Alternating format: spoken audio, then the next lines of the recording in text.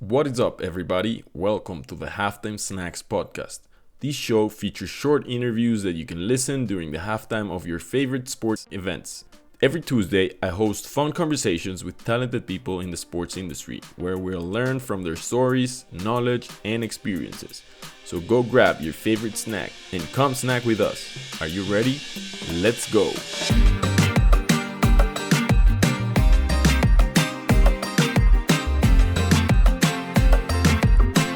Joining us today is a Boston native, competitive sailor who holds a master's in creative writing. He worked in finance and risk management for over 20 years, and he's an expert and big believer in Web3, blockchain, NFTs, and more.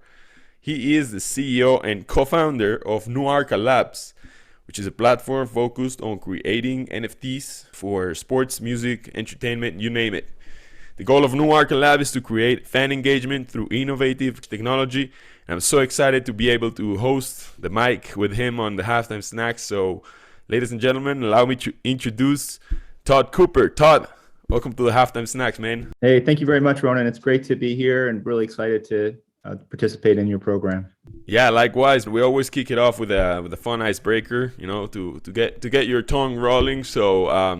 So here's the one I prepared for you. Are you an Apple guy or a Microsoft guy? I'm an Apple guy. All right, I've fully bought into their ecosystem, and I just like all of the other Apple sheep, I pay them thousands of dollars every year for the privilege of using their technology. I'm happy that you said that because I'm also an Apple guy. So good thing we share in common. Todd, now it's time we get more serious and we get to know you more personally. First of all, I want to get to know a little bit more about your background. Of course, the listeners want to know who Todd Cooper is. So my first question for you is, when or how exactly did you first got involved? I know that you did some sailing for a while, so maybe that was one, but maybe you want to share more context on how exactly you got involved in sports and also in technology. Sure. Well, technology is a really easy one. I wrote my first software program in 1979 on a paper-based dumb terminal, tapped in through an acoustic cut modem into ARPANET. And I really, just was so excited by it then and continue to be, ever since. In terms of sports, I am not a great athlete, which is why sailing was perfect for me. And it's a sport that I've competed in my entire life, at the local, the regional, national, international levels. But really, sports in general, I've always been very passionate about. So I played, baseball, soccer, football to you, and as well as rugby and cross country. So I've played a lot of sports. I'm really very excited by them. And I love being a fan, and I love learning more about them. But really, even more importantly, I love that connection between the fan and the player, and that connection between the fan and those incredible moments that really gets the fans' blood rolling. Yeah, you're from Boston, and I've read that you're a big Bruins fan, hockey fan. Are you one of those that support all the teams from the same cities? I think there's all kinds of different reasons to love a team. And I've been in Boston now, 25 years. And so it's hard to not, fall in love with the teams that are right here. So we watch, every Celtics game, and we watch, most of the Bruins games. And it also helps that I have three boys, and they all play various different sports, but in particular, they're into hockey. So it's great to be able to, connect with them around sports and see the sports through their eyes. So hockey's big in our house. That's great. And it's such an interesting career because you spent some time in risk management and finance, 20 years or almost or more, and then transitioned into a very, advanced type of technology that is coming up and that, of course, everyone's talking about right now. But what I want to talk with you more specifically, Todd, is, of course, blockchain, right? Everyone talks about it. The buzzwords get thrown around very easily. Web3, NFTs. But now that you're involved in this topic quite often and on a daily basis, and you get to meet new people and people from all kinds of backgrounds every day, and they ask you, what do you do? How do you explain it very, very simply? Yeah, I mean, so we really help fans and brands. And so that can be an athlete, it could be a musician, it could be a sports league, it could be a sports team, connect directly with connect with each other in a tighter, more closely connected, a tighter way with less friction and fewer intermediaries in the middle. So essentially, there's less value leakage for the creators of that content, whether that's a great moment on the ice or a great moment during a rugby match, or whether it's a musician sharing some of the backstage access for what they're doing, and the fan who wants to interact with them. And today there's a lot of leakage in that process, particularly if they're pushing it out onto traditional social media platforms, where the people who are making money on that, Jack Dorsey and Mark Zuckerberg, they probably have enough money right now. And instead, it's about trying to reconnect that value back to the creators and not let it leak into the wider world. And let's say we're 5 years old and we need you to explain really the blockchain itself on the most basic level. How would you explain it to us? Yeah, so I would say the first thing to know is that it's a technology. It's not magic pixie dust, right? So NFTs and crypto and blockchain, it's just another technology, and it has certain attributes that make it extremely good at enabling a decentralized understanding of who owns what. And so by tying in that custodial trail to to specific pieces of content, to specific artwork, to specific video clips, to specific 3D models, or anything along those lines, you're able to trust that digitized piece of work has an owner, who that owner is, and that person can do with it whatever they want to. So that's probably not a 5-year-old level, but hopefully that's somewhat helpful. No, you mentioned one keyword that I think it's really, really important for listeners to understand, and the why, and that is trust. Everything built on the blockchain is built because, in a sense, in a way, society has started to learn that they can't really trust institutions, they can't really trust the government, they can't really trust people that decide what to do with their money. So one thing that, as you also mentioned, the blockchain is that one of their advantages is that it validates and it checks who owns what and what kinds of validation they get from other types of things, like how much crypto do you own, or how many tokens do you have, or what types of NFTs do you collect. Those are things that are already verified, so you can already trust who you're interacting with, whether it's you're buying from them, you're selling them something, or you just want to have some type of more advanced interaction, like we've seen with DAOs. So I want to get your opinion, Todd, on that specific topic related to trust and validity. Do you think we're now at the time where it's working, but it's also not perfect, or do you think that it is there, but we're behind on getting adopted to it as a product? Like, what are your thoughts around where this technology is standing, and then also where we're standing? Yeah, well, I mean, the technology itself, for the most part, is kind of at the stage that Linux was pre-Red Hat, right? So there's no out-of-the-box solution, and there's a new and better way of thinking about it on an almost daily basis. So you have to be continuously, refreshing on exactly what it is. So it's not perfect yet, but it has incredible promise. And I think that the challenge for many programs or different ambitious projects that are out there is to find what is the next natural stepping stone, as opposed to just that very far-flung future. So if you can focus on the practical steps to move towards execution and to move towards creating value in the immediate term, then you can really progress the ball down the field, right? And you can make great things happen along a trajectory. Whereas if you wait until the entire world coalesces around, say, a perfect metaverse, then you're who knows how long you're out there. It's important to establish the path itself and take the first steps down that path. Technology is ready for that. The other layer, of course, in all this is regulation. Regulators are going to come. They're not quite here yet, but they always catch up. It's just a matter of how far behind they are and trying to align yourself with where they're going to be. And then, of course, the other big thing that's going on constantly in this space is the amount of fraud and high-profile losses which really, takes people aback. And it's important to also, be good actors. As somebody who's been in the space now for 5 years, we are very intentional about how we, move through the process so that we're not putting our customers and their end customers at risk, and really focusing on doing things the right way, keeping over our skis so that we're not, we're not pushing into an area that's going to, cause a further removal of trust in this technology.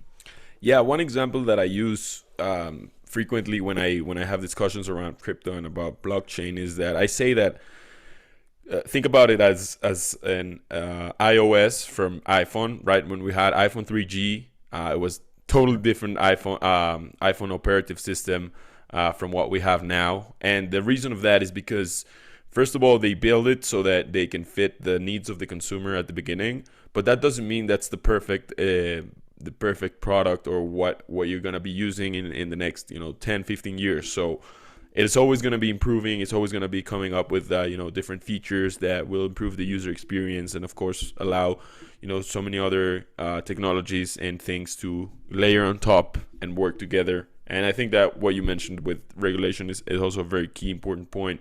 How can that fit into a decentralized system that it's just really meant to not be regulated? But of course, as you mentioned, consumer confidence and everything is a big topic. So of course it's something that people are scared but are also excited, which makes it a very interesting space, right, in technology. And of course, sports is a place that an industry that mirrors. I always say that sports mirrors society in one of the most fundamental ways, and sports also is there with the whole NFTs and development of the blockchain. I wonder, in your mind, Todd, what does ideal world look like for sports and blockchain? How does that relationship coexist in the perfect ideal world in your mind, Todd? Yeah. So I think, first of all, there's this element of excitement that can come from owning a little piece of the action. And then there's also, it's also important to think of this technology as an extension of the current digital marketing programs that are out there for all different kinds of sports brands. And those two things together, those two concepts, can create a lot of excitement for the fan, and help tap into those parts of the brain and those parts of the experience that really drive additional levels of passion. So one of our key areas of focus is removing all of the technology friction from the equation. And that means that the people using our platform never have to understand crypto. They don't have to understand how to set up a wallet, digital wallet for NFTs or for crypto, and they don't have to understand how NFTs work. So those are three key criteria. It's all just about the fun and excitement of connecting with the players, with the league, with the teams, with the sport that they love, and really tying that together, trying to make it for the everyday fan. Now, being in Boston, for me, the everyday fan has a gear bag in the back of his car. He's got a stick. He's going to the 11 o'clock beer league game, and then he's getting up the next morning. He's going to work. That guy doesn't own crypto, right? That's not where he's at, but he loves the game. He would do anything to meet that front line of the Bruins, Bergeron, Pasternak, and Marchand before they retire, right? So he loves the game. So you find those ways to make that connection, grab that excitement, and do so in a way that doesn't require cryptocurrency, doesn't require deep knowledge of technology, doesn't require you set up a MetaMask wallet or anything else. So really putting all of that friction behind the scenes in a way that the fan doesn't have to understand, but they can still own and still be part of. Yeah, and well, it sounds like what you really want to do is to simplify something complex and bring that to the experience of the fan. So I wonder, how exactly are you doing that through NuArca Labs? Do you want to talk a little bit more of? Yes, we have a white label platform, and that white label platform is really focused on enabling the brand to very quickly take various different assets, whether they're video clips or tickets, or still photos or 3D models or animations, or other kind of creative NFT treatments, whatever they are, and very quickly bring them into the market through a branded portal to their fan base.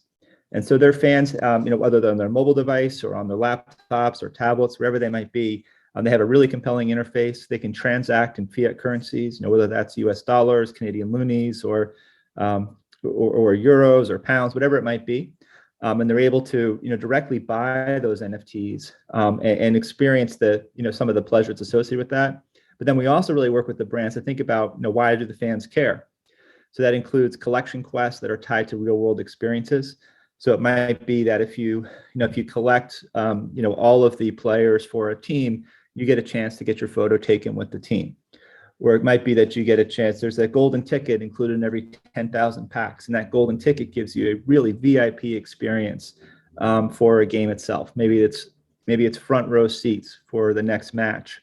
Maybe it's an all paid, if it's a really big one, all paid expense trip for the finals for a tournament. Whatever it might be, the thing that really gets the fan rolling on it, and where they can come and they can collect all these different pieces. It also brings the fan back towards the way that they love the sport. So I don't know if did you collect baseball cards or soccer cards or football cards as a kid, or Panini sticker-books, any of that? No, I only have two collectibles, and those are a basketball signed by Michael Jordan and one signed by Ronaldo, but not the one that's playing, the one that retired. But that's the only collectibles that I have. Right. Yeah. So baseball cards as a kid were huge for me. And when you're collecting these cards, you want to build out the set for the team that you love, and you learn everything about the players. You're turning them over in your hand and you see their stats, and what their RBIs were, or how many hits they had, or what their big seasons were, or the seasons were that weren't so great. And in the same way, this is what these digital NFT collectibles that are focused on the everyday fan can be. So it's part of that, like getting back to that, direct association. But of course, because it's digital, you have a lot more flexibility, a lot more creativity about what you can do. And there's no playbook on this stuff yet. And that's one of the things that makes it really fun, is you can bring in whatever creative energy you want. And there's a way to make that possible for the fan to participate in that action and to have a little piece of that pie. And then you can tie it into various different games, staking games for tournaments. You could tie it into fantasy sports if you want to. There's sort of an endless array of ways that you can integrate it with a larger worldview. And eventually you'll get to the metaverse, right? But that's further down the road. But in the meantime, here's the on-ramp for the everyday fan. This is the moment that this technology that's largely been in an echo chamber makes the leap from that echo chamber into the broader world.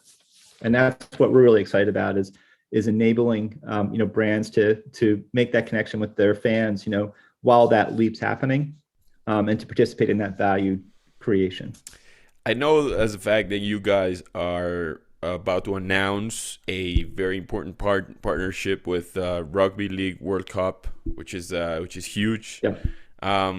I wonder if you want to share maybe a little bit more about what that partnership looks like, what the product launch are you guys planning, what are some of the elements that you guys have in mind, types of assets that you're building, or types of experiences that you want to deliver to the fans.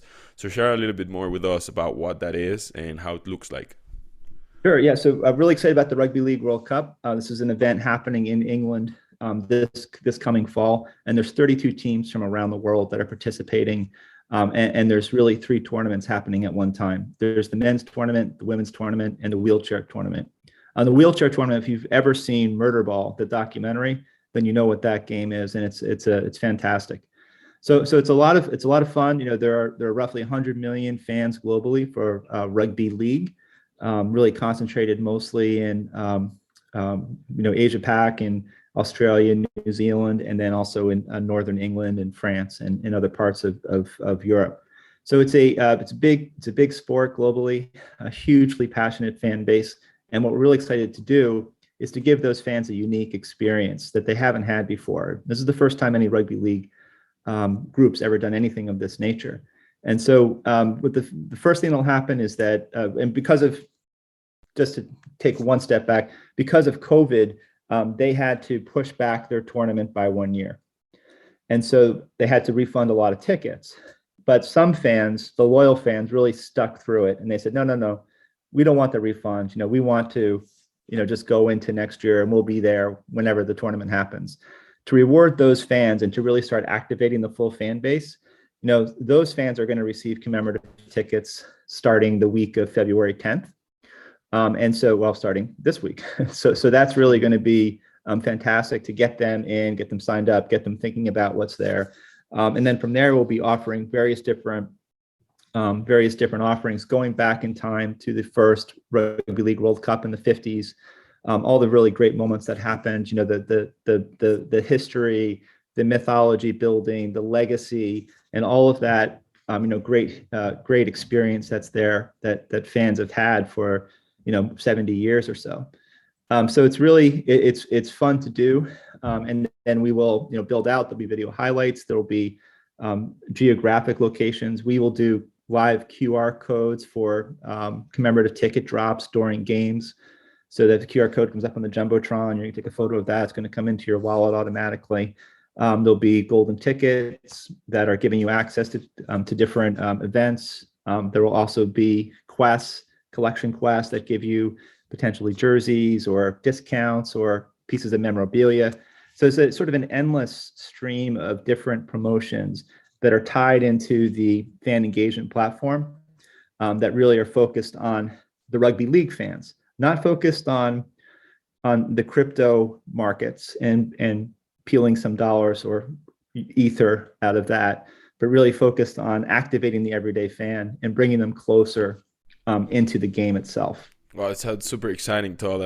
I already want to attend the World Cup. It feels like I already want to be there by how you speak about it, and it sounds super exciting. So I'm looking forward to it.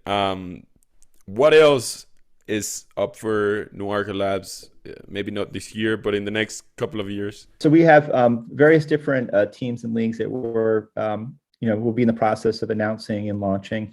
I would try to not talk about them until they're going live and really push it out in that way. There's also a number of individual athletes, helping them both with alignment with, say corporate sponsors, or alignment with lifestyle brands, or alignment with charities that they're trying to push, or even just pushing their own brands out into the market and really taking advantage of of owning their own, their own name, image, and likeness, and pushing that out in a way that's aligned with how they're trying to build their own personal brands.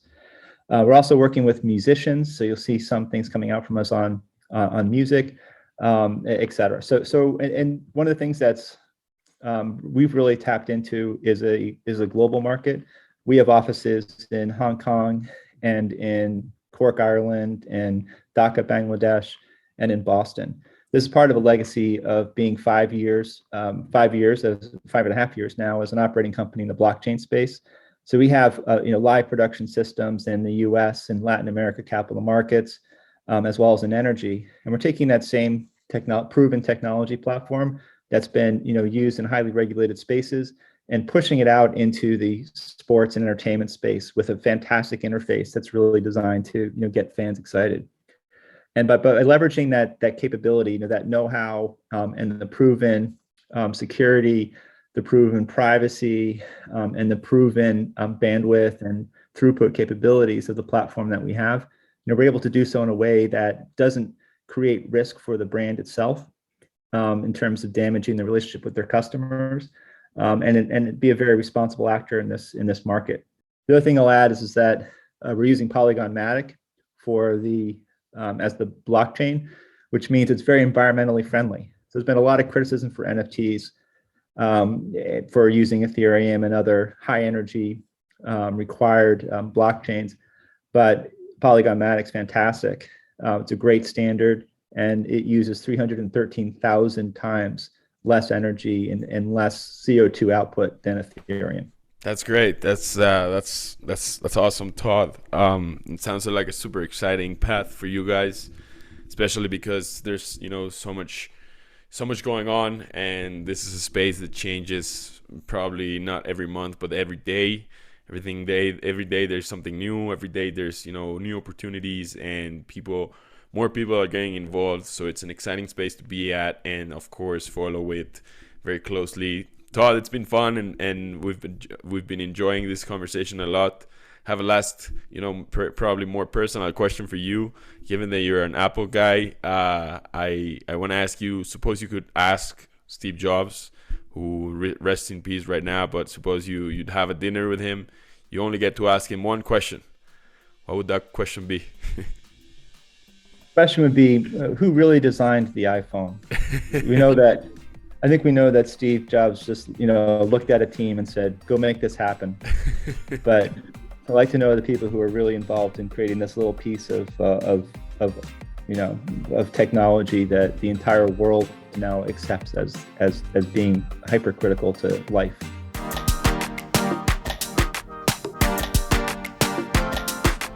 Thank you very much for tuning in. If you enjoyed this episode, hit the subscribe button and leave a review on Apple Podcasts. If you enjoy learning about the business and technology behind sports, make sure you subscribe to the Sports Tech Biz newsletter. I'll leave the link in the show notes. See you all next week. Bye-bye.